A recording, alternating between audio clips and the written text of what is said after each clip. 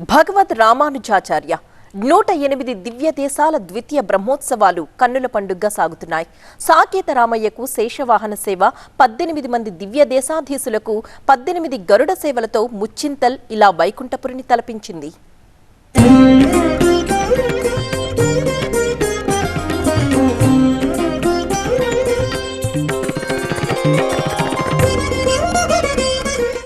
సమతా కుంభ్ 2024 ద్వితీయ వార్షికోత్సవంలో భాగంగా బుధవారం సాయంత్రం సమతా స్ఫూర్తి కేంద్రం వైకుంఠపురిగా సాక్షాత్కరించింది.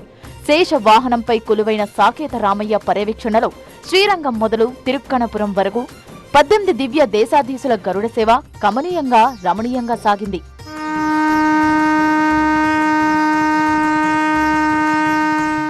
ఈరోజు మనం ఆరంభం చేసుకునేటటువంటి ఈ శుభ సందర్భంలో ఈ సమతా కుంభ్ కార్యక్రమాన్ని ఒక మహానుభావులైనటువంటి పెద్దలు వేయించేశారు.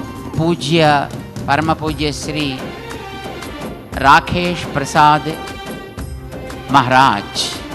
రెండో రోజున ఉదయం అష్టాక్షరి మంత్ర జపంతో సమతా స్ఫూర్తి కేంద్రంలో వైదికోత్సవం ప్రారంభమైంది. విష్ణోర్యత్పరమం పదం పర్యాప్త్యానందరాయాయ సర్వస్తోమోతిరాత్రముత్తమమహర్భవతి సర్వ. చినజీయర్ స్వామి ఆధ్వర్యంలో అగ్ని ప్రతిష్ఠా కార్యక్రమం నిర్వహించారు. ఆ తర్వాత దేవదేవుళ్లను బ్రహ్మోత్సవాలకు ఆహ్వానిస్తూ ధ్వజారోహణ నిర్వహించారు.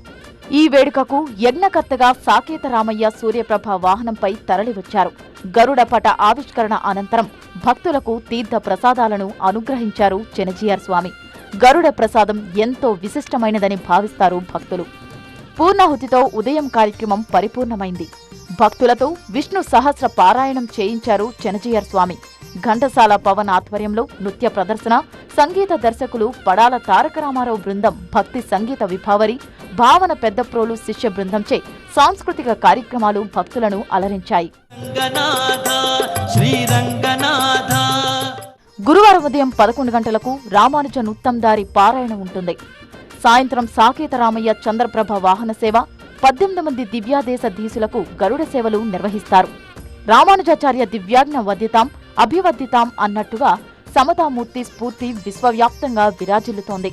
దేశ విదేశాల నుంచి అశేషంగా తరలివస్తున్న భక్తులతో సమతా స్ఫూర్తి కేంద్రం సందడిగా మారింది.